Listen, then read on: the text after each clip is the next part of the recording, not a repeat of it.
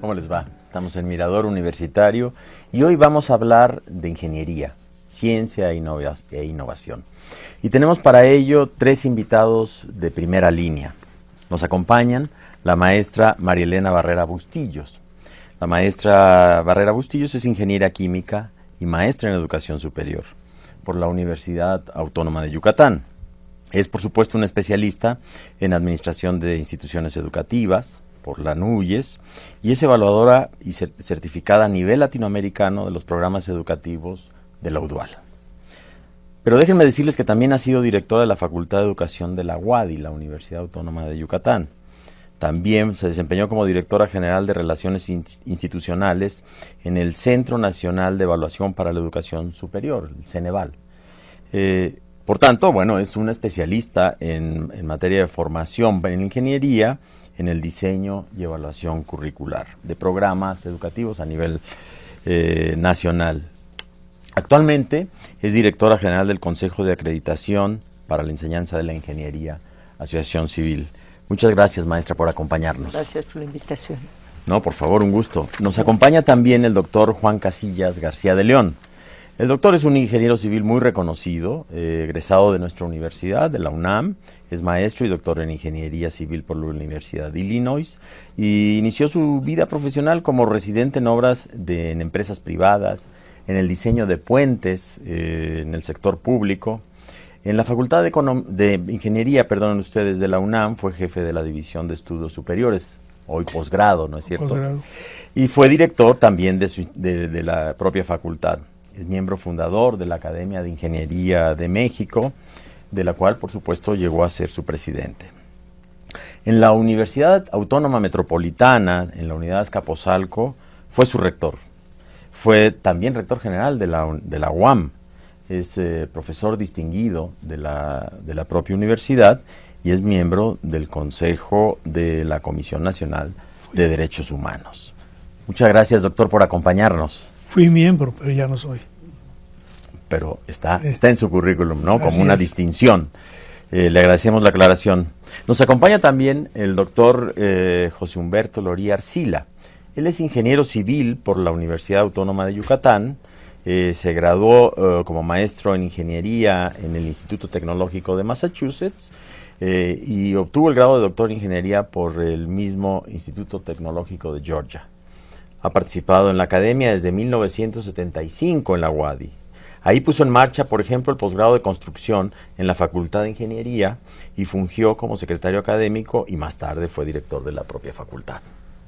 Es miembro del Comité Técnico de Ingeniería Civil por parte de, ya mencionábamos, el Ceneval. Es una persona muy autorizada para hablar de educación en la ingeniería y del Colegio de Ingenieros Civiles de Yucatán, de la Federación Mexicana o Nacional de Colegios de Ingenieros Civiles y de la Asociación Nacional de Escuelas y Facultades de Ingeniería, pero también de la North American Alliance for Civil Engineering y es autor de más de 25 artículos de investigación. Tenemos un investigador, un gestor de la educación, un actor de la ingeniería a nivel nacional. Muchas gracias, doctor, por acompañarnos. Gracias por la invitación. Bueno, como ven, tenemos un panel de primera línea. Y quizá, si pensamos en la ingeniería de nuestro país, tenemos que pensar en la agenda de desarrollo de nuestro país. Ya la introducción nos hacía mención a qué relevante va a ser el papel de los ingenieros para este programa de transformación de la infraestructura y del desarrollo. ¿Qué nos podrían decir cómo podemos observar la formación de nuestros ingenieros y los desafíos que enfrenta la profesión y la agenda del país? Maestra, nos encantaría escucharle. Sí, en principio yo quiero decir que hay que poner a la ingeniería en el contexto actual.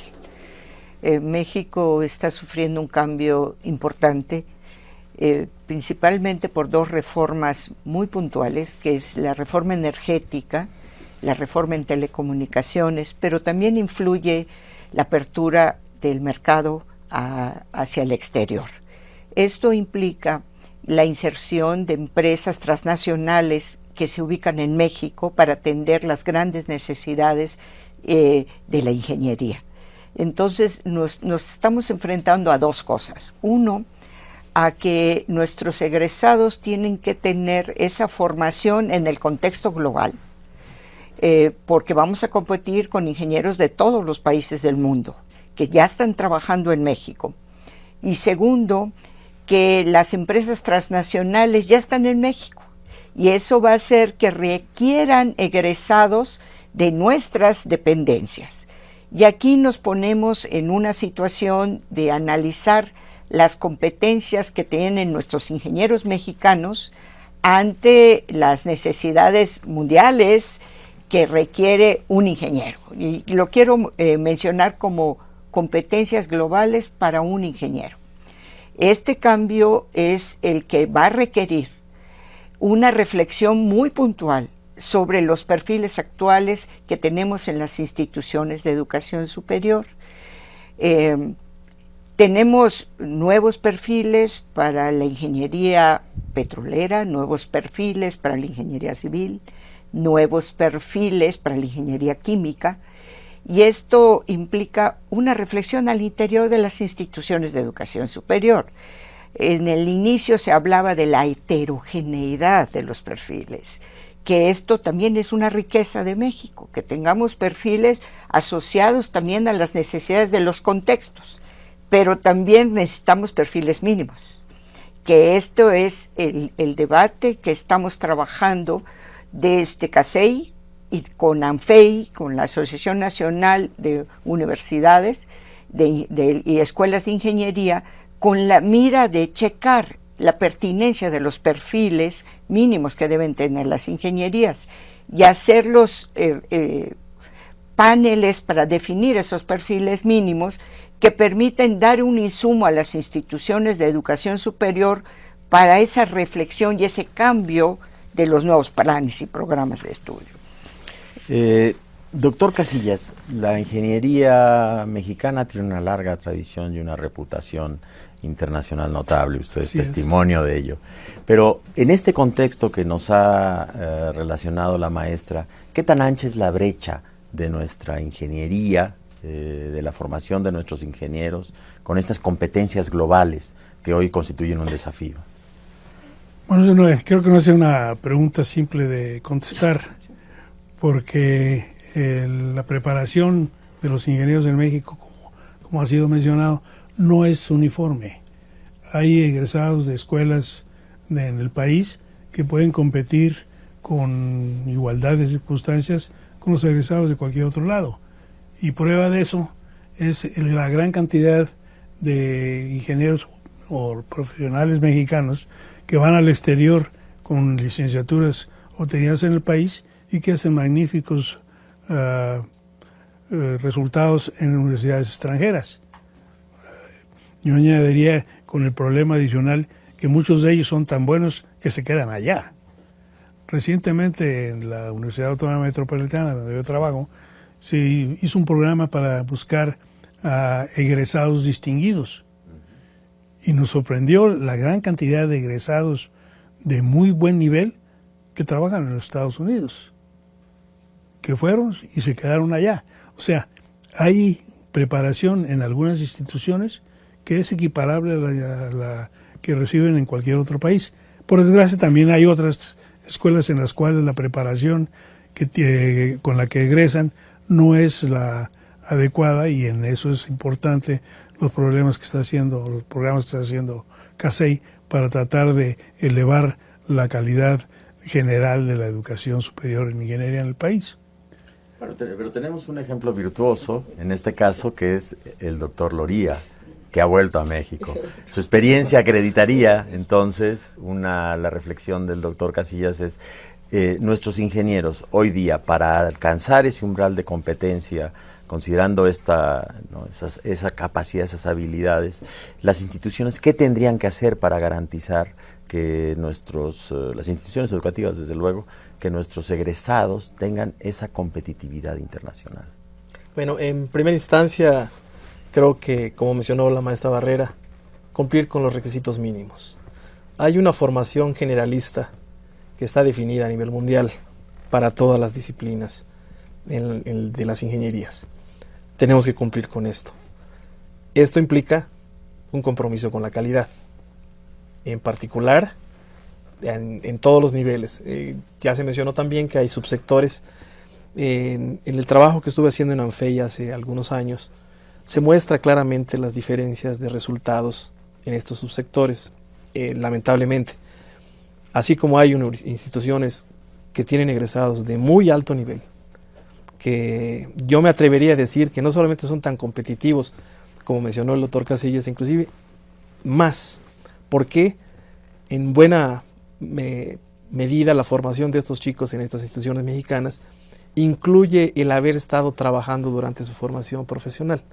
Y esto les da una ventaja con algunos países en los cuales los estudiantes solamente, son muy buenos, muy brillantes, pero solamente están dedicados a la academia. Entonces, tiene que haber un compromiso con la calidad y particularmente con la mejora continua de los programas educativos. Maestra, este punto es relevante, claro, para todas las profesiones, el contacto con el mundo real de la profesión. En el caso de ingeniería nos hablaba de este contexto de reformas estructurales que abren un nuevo escenario para la ingeniería.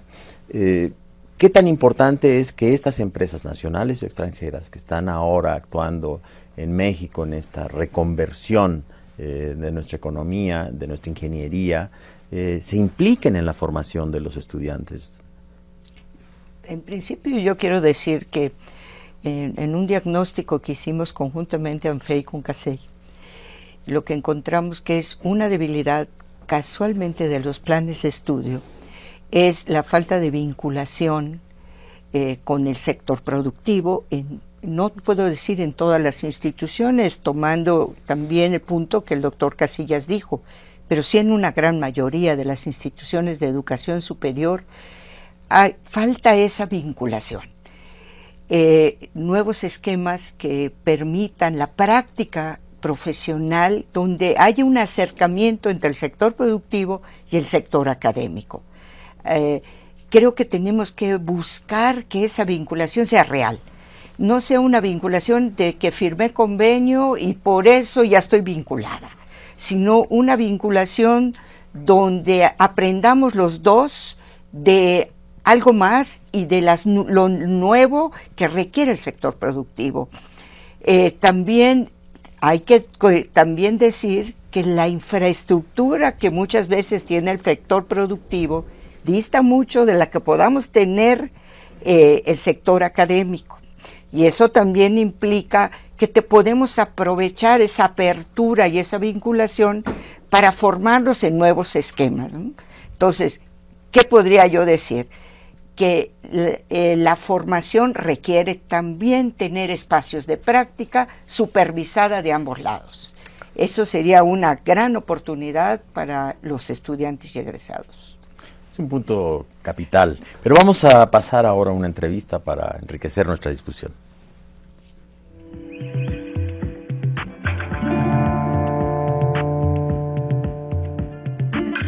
Es fundamental el incrementar la calidad en nuestra formación. En cuanto al desarrollo de acciones adicionales, creo que es esencial el fomentar entre nuestros estudiantes el espíritu de innovación, el espíritu de emprendedurismo, que tengan otra actitud en relación con su actuación, pues en este ámbito estudiantil, pero posteriormente se verá reflejado en el aspecto laboral. La vinculación entre la academia y la industria en el proceso de formación del estudiante es esencial. Necesita el estudiante conocer qué es lo que sucede en el entorno laboral, no que al final de su carrera empieza a conocer cuál es la situación laboral y eso genera, me parece, muchas desilusiones.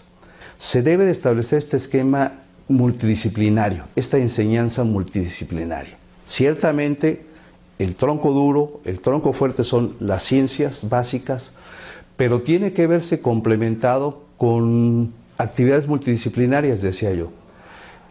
Capacidades de gestión, capacidades financieras, capacidades del medio ambiente, el cambio climático es esencial. Creo yo que igualmente tenemos que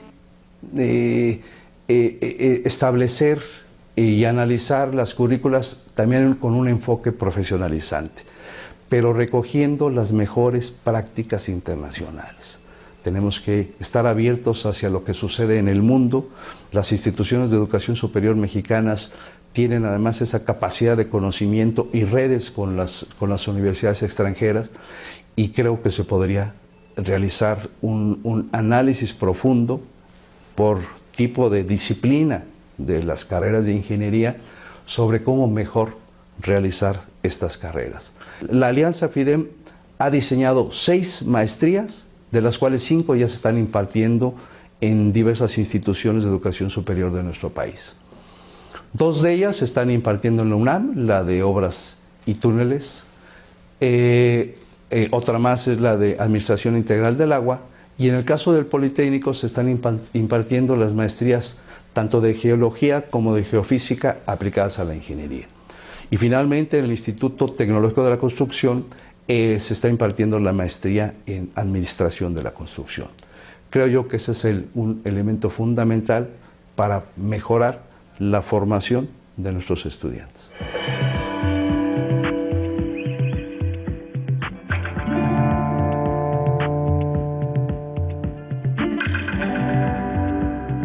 Estamos de nuevo acá.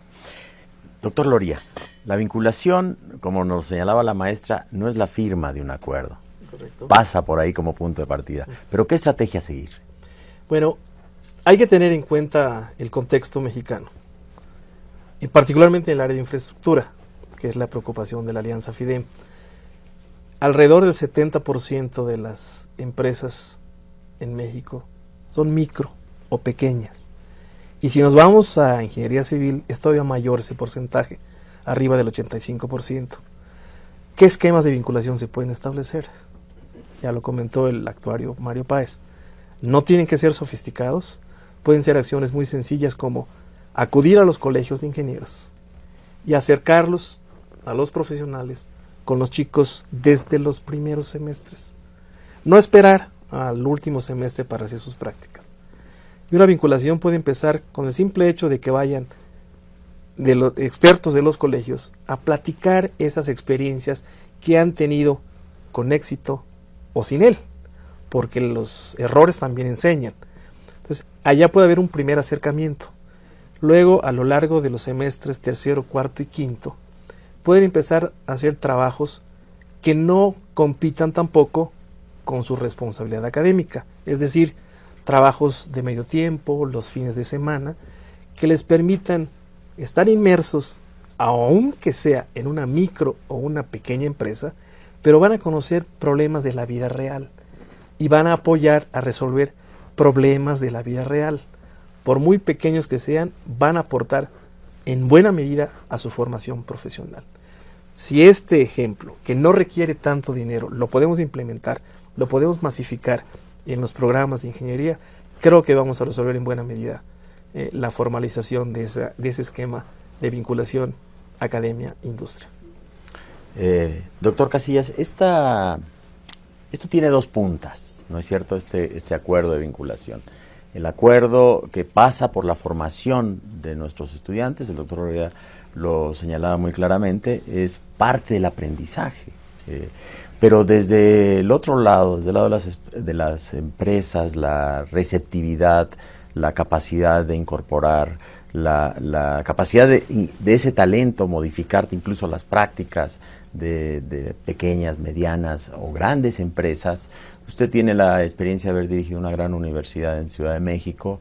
¿Cómo podría ser un recuento de este encuentro? Yo diría que es un problema difícil, porque suena relativamente simple decir lo que el doctor Loría ha mencionado en su intervención, pero hay muchos problemas en ellos. Yo voy a señalar algunos, y basados en alguna experiencia que tuvimos recientemente en el Colegio de Ingenieros Civiles. Hubo un programa en que se incorporaron alumnos que estaban terminando las carreras en las obras del túnel del emisor Oriente, y el problema empezó bien, pero se consideraron alumnos, por ejemplo, de medio tiempo. Y en una ciudad como la Ciudad de México, el pretender que alguien va a la universidad al mismo tiempo que va al túnel del emisor oriente a 30 o 20 kilómetros, pues es un problema imposible.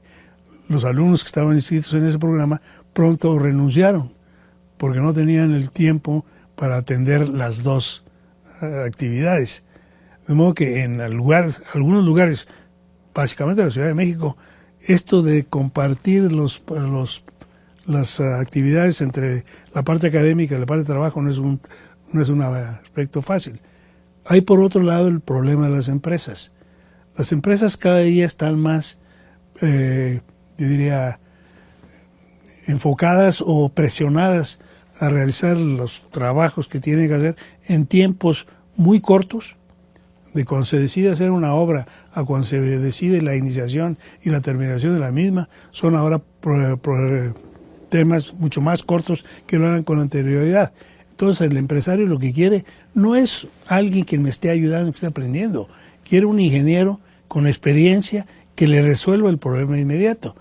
Y esa es en cierto modo una de las razones por las cuales oye uno mucho ahora que hay falta en la preparación de los ingenieros.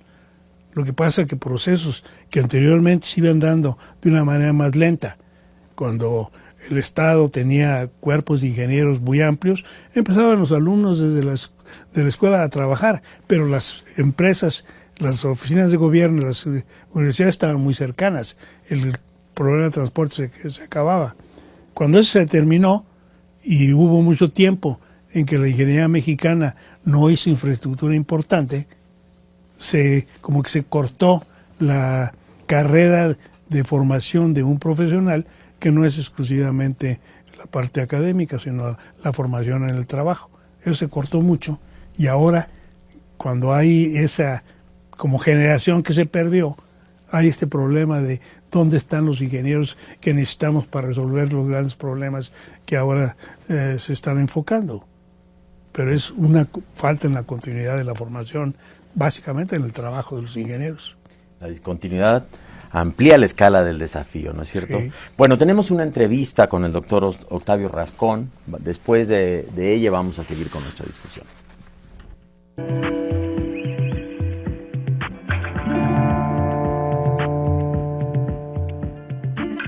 Hace muchos años sí era suficiente tener una licenciatura, pero actualmente y a partir de hace 60, 70 años el avance tan acelerado de la ciencia y la tecnología ha obligado a la creación de posgrados que sirven precisamente para complementar lo que a nivel de licenciatura no da tiempo de estudiar. Es muy recomendable que planee en su plan de vida realizar también algún estudio de posgrado.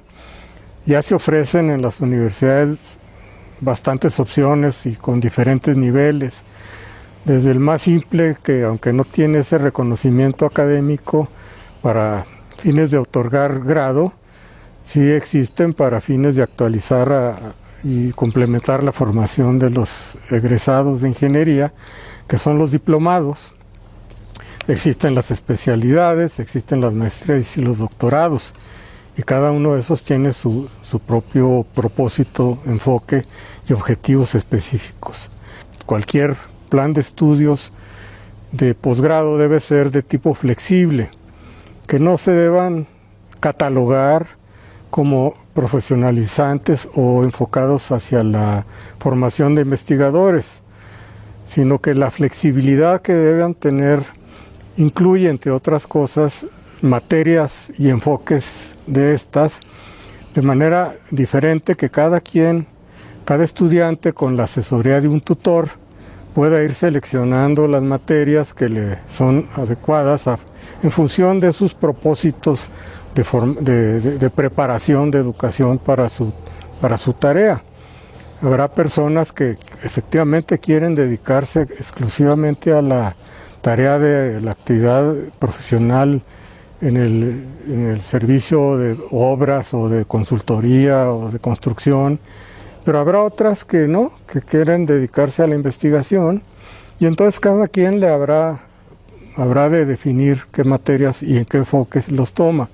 Y habrá personas que inclusive puedan optar por algo mixto, que se dediquen la consultoría y que esta es muy compatible con la investigación, entonces su formación puede adecuarla.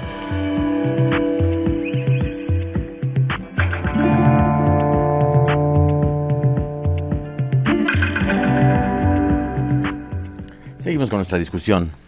Maestra Barrera, el tercer punto que la entrevista nos ha llamado la atención, ya que recorrimos el tema de la formación básica, de la experiencia en el terreno de la ingeniería, nos parece que el tercer elemento aquí crítico es cómo se desdobla ese profesional a nivel de posgrado. Esto supone, como nos lo ha dicho el doctor Rascón, un modelo flexible referido ¿a qué? Sí, tenemos dos grandes problemas por los que a veces el estudiante se va al posgrado. Uno, como dijo el doctor, es que lo toman como un mecanismo de actualización profesional y se van a un enfoque altamente profesionalizante. Y otro, cuando estamos en una institución académica y lo tomamos con un enfoque hacia la investigación. Sin embargo, en un estudio que hizo la Alianza FIDEN, muy claro, se encontró que los posgrados muchas veces no están respondiendo a las necesidades del contexto. Lo que se encontró en ese estudio fue la necesidad también de especialidades muy enfocadas a las necesidades profesionales que están requiriendo los egresados. Pero eso muchas veces por las mismas necesidades del contexto o las políticas educativas en México, nos estamos yendo más a las maestrías y estamos olvidando el nivel de especialización, que son formaciones más cortas, más breves para el sector productivo, y estamos yéndonos las instituciones educativas a la creación de maestrías y doctorados, que muchas veces no responden ni a la flexibilidad ni a las necesidades de los estudiantes. Creo que tenemos que hacer una clara reflexión de cuáles son las necesidades que atiende cada nivel y la necesidad de buscar esquemas mucho más flexibles, mucho más modernos, vinculados con opciones también de graduación que respondan a esas necesidades, porque un profesional que está en el sector productivo y que la requiere como un mecanismo para especializarse en un área, pues no tiene que estar de tiempo completo en una universidad, sino requeriría tener un posgrado que pueda combinar el sector de trabajo y el sector académico. Entonces, esto creo que es un reto para las instituciones de educación superior.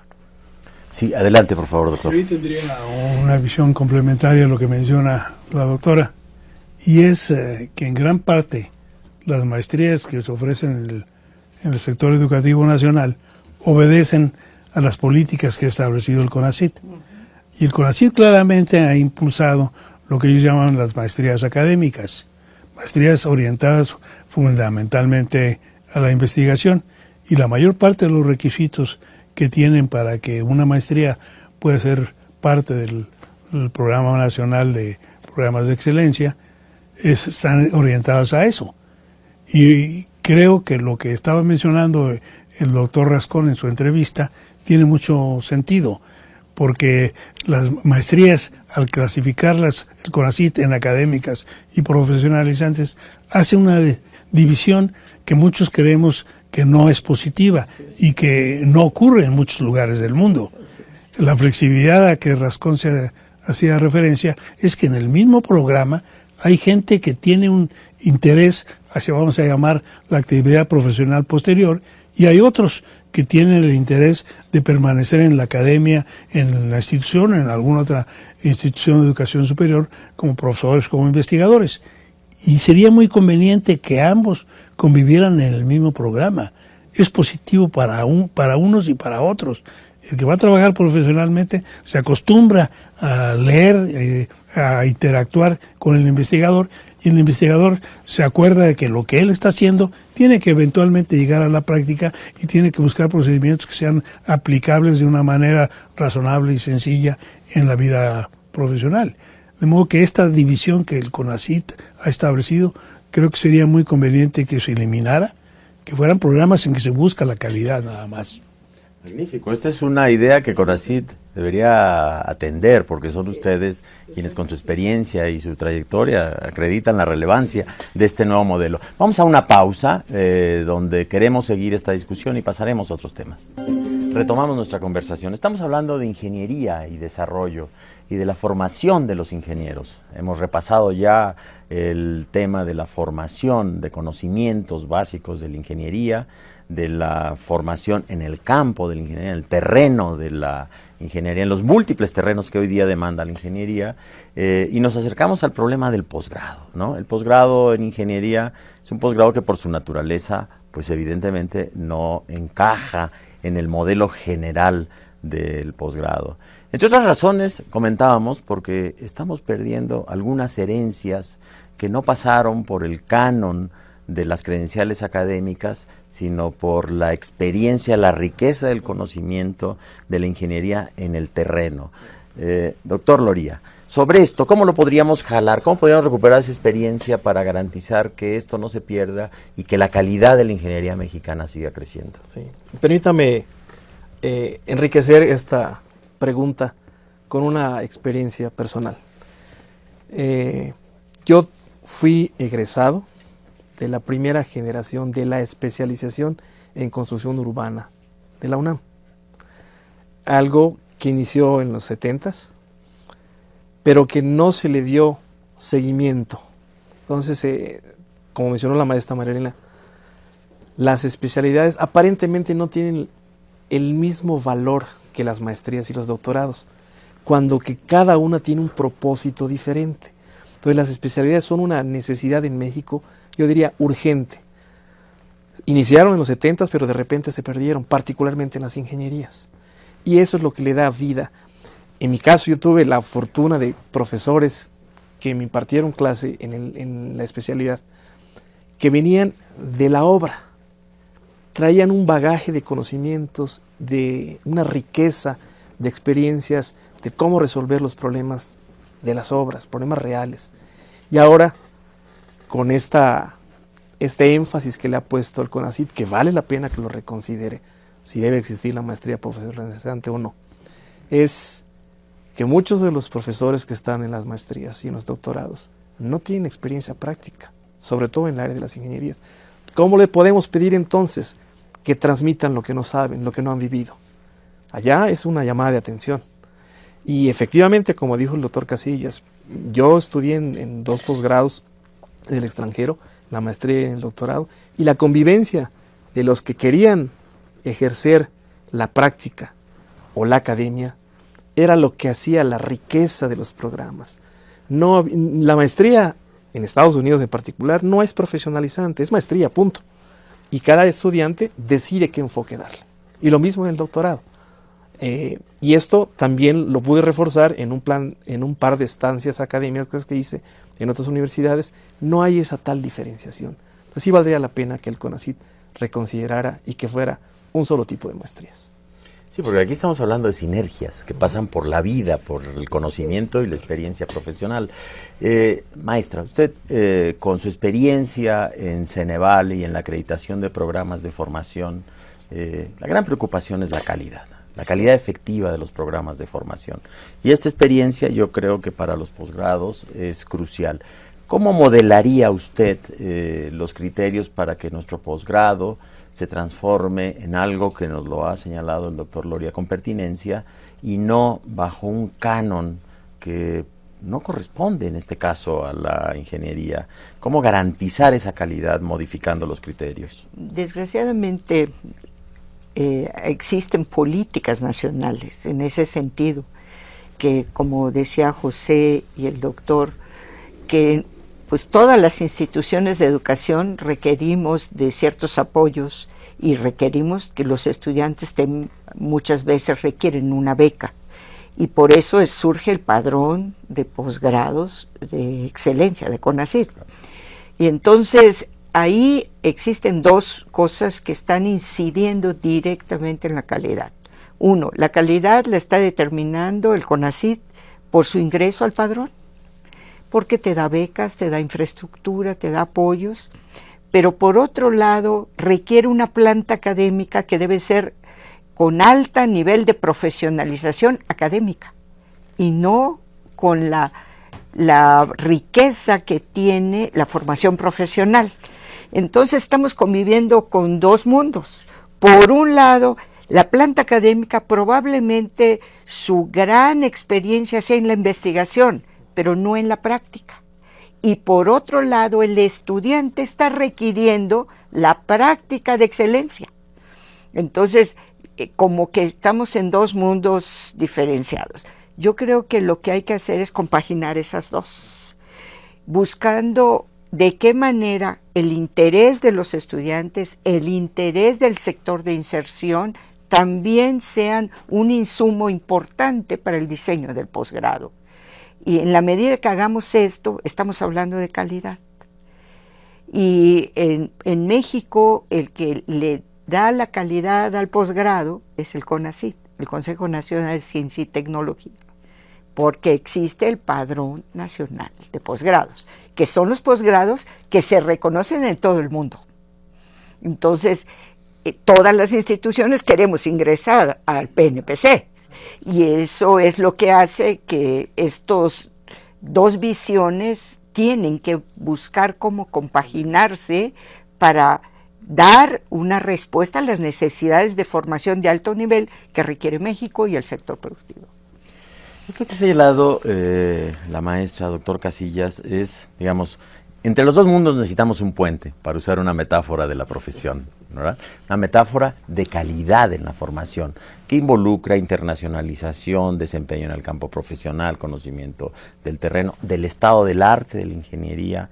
Usted, con su experiencia desde la Universidad Autónoma Metropolitana, ¿qué nos podría sugerir en términos de encontrar una simetría de criterios entre CONACYT y una gran universidad para justamente tender el puente desde los dos mundos, para que se encuentren? Bueno, yo pensaría que un elemento primordial, inicial tal vez, sería el acabar con esta clasificación de los programas en académicos y profesionalizantes, y terminar también con algunas de las restricciones que tienen que ver en la parte de quiénes son los docentes que pueden intervenir en esos programas. En la actualidad, si uno quiere estar en el padrón, tiene que tener un porcentaje muy alto de doctores, está bien, pero un porcentaje también alto de investigadores basados fundamentalmente en justificar su calidad por el número de publicaciones en distintas revistas especializadas. Eso hace que una buena parte de los profesores estén dedicados exclusivamente a la investigación y no estén ligados a los problemas reales del sector productivo. Entonces, si se pudieran incorporar con reglas que justificaran la calidad, la trayectoria de ingenieros distinguidos en el campo de actividad en el que van a enseñar, debían poderse incorporar con la misma calidad que los doctores que han hecho una vida académica. Eso en la actualidad no existe. Si se rompiera eso, podríamos tener una reunión, un puente entre una y otra actividad que sería fundamental para la preparación tanto de los investigadores como sobre todo de los profesionales. El país requiere mucho más profesionales que investigadores en este nivel. Muy bien, la propuesta es además de pertinente, muy bien razonada. Bueno, vamos a una entrevista con el doctor Rascón, ¿no es cierto?, para enriquecer nuestra discusión.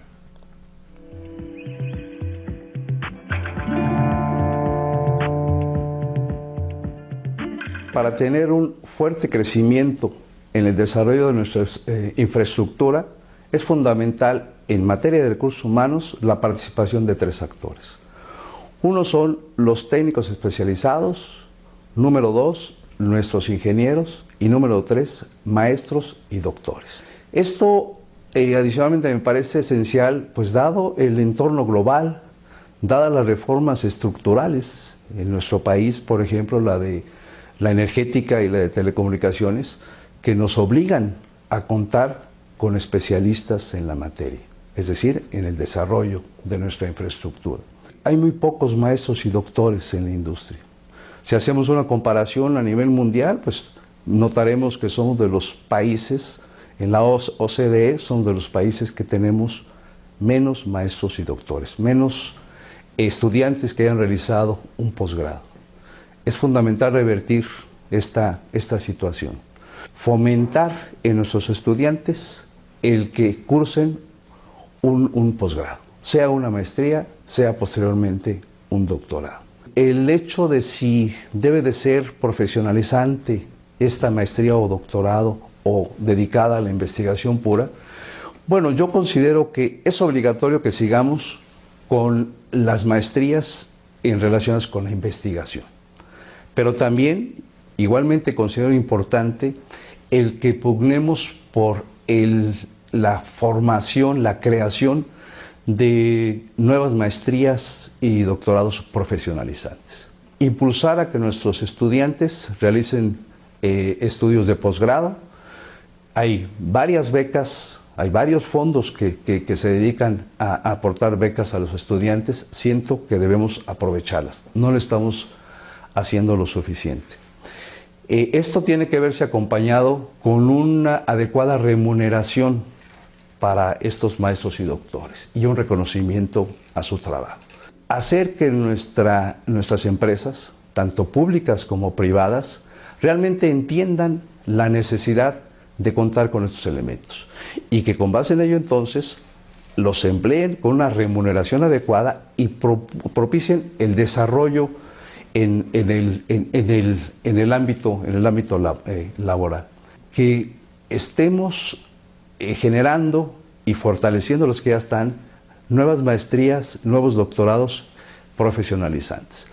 Pero haciendo la aclaración que es fundamental, creo yo, que se haga un análisis a nivel regional y a nivel especialidad. No en todas las regiones de nuestro país se va a requerir el mismo tipo de maestría. Tenemos que hacer un análisis diferenciado.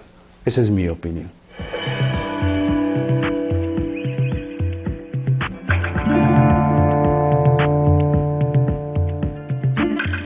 Volvemos a la discusión. Perdonen, me refería a la entrevista con el actuario Mario Páez. Bueno, retomando el tema y para concluir, nos preocupa la calidad del ingeniero, nos preocupa la calidad de los programas, nos preocupa que los ingenieros formados en México tengan en el mundo capacidad de moverse, capacidad de formarse. ¿Usted plantearía, maestra, por dónde tendríamos que encontrar ese sendero para garantizar que así sea? Sí, primero creo que tenemos que empezar por decir a qué le estamos llamando calidad. Y en el caso de la formación en ingeniería, CASEI y ANFEI hemos hecho un esfuerzo enorme para determinar estas competencias mínimas que nos reconozcan a nivel internacional. CASEI se ha abierto a la evaluación externa, buscando que sea reconocido como un organismo, al igual que cualquier organismo como EIVET, como Canadá, que tengan reconocimiento mundial, para que las acreditaciones de calidad que haga CASEI de sus programas educativos sean reconocidos por los diferentes países del mundo, sobre todo con los que tenemos acuerdo comercial. Entonces, esto garantizaría que los títulos de nuestros egresados sean reconocidos en estos países para que los estudiantes puedan trabajar. En ese esfuerzo que hemos hecho, hemos identificado esas competencias que deben tener todos los planes y programas de estudio. Y ahí vemos algunas diferencias que tenemos que trabajar fuertemente al interior de las instituciones, porque eso nos daría ese componente internacional. Tenemos algunos problemitas con el idioma, tenemos algunos problemitas con la manera en que desarrollamos el diseño en los estudiantes, que son puntos claves para el ejercicio profesional. Y para eso viene la acreditación de programas. La acreditación es el paso en el cual el reconocimiento para decirte un programa es de calidad y además es sustancialmente equivalente a cualquier país del mundo. Eso es importantísimo. Doctor Loría, la movilidad, ¿qué papel tiene en esto? La movilidad en la formación, la movilidad en el posgrado, la movilidad en el ejercicio profesional? Es fundamental, porque los chicos que hacen movilidad, luego de realizarla, tienen un bagaje increíblemente rico.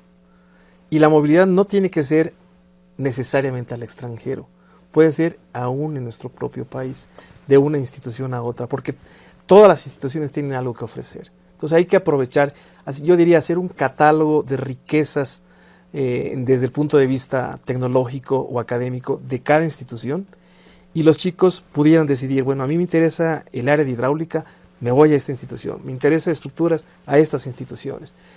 Esto lo podremos hacer, obviamente a nivel nacional sería mucho más económico, y tiene la riqueza de que el joven no solamente aprende lo técnico, lo académico, sino la riqueza cultural, la convivencia con compañeros de otras entidades, de otras instancias, de otras culturas. Eso tiene un valor que no se puede comprar con nada.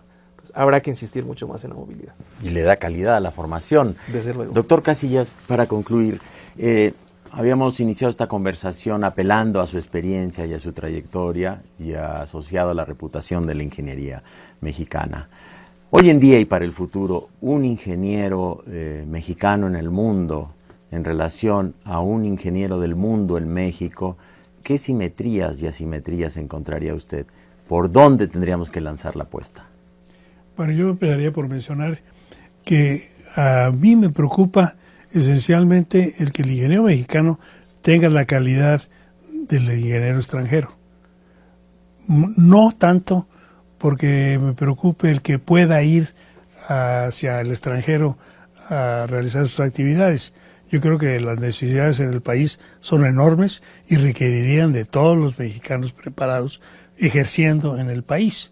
Eso no quita que el que tiene sus inquietudes por vivir en otro lado lo pudiera hacer, pero la preocupación sobre la calidad tiene que ver con una mejor manera de hacer la ingeniería en el país, y mientras mejor preparado esté y mejor tenga características similares a los mejores extranjeros, mejor será para la resolución de los problemas. Ahora, ¿qué diferencias existen? Pues reitero lo que mencioné al principio. No puedo hablar de generalidades porque hay unos que son tan buenos o mejores que los extranjeros que estamos recibiendo y otros desgraciadamente no lo son. Tal vez lo que habría que insistir más es que, a lo mejor es un poco tarde, pero que México debe haber seguido una política muy similar a la que siguió España cuando se abrió al mercado común europeo, que favoreció el desarrollo de las industrias españolas sobre las extranjeras, cosa que no sucedió aquí. Bueno, les agradecemos muchísimo su participación, ha sido verdaderamente muy enriquecedora. Ya vemos que el papel de la ingeniería en el futuro de este país es más importante de lo que suele pensarse. Muchas gracias. Hasta luego. Les agradecemos su presencia en Mirador Universitario.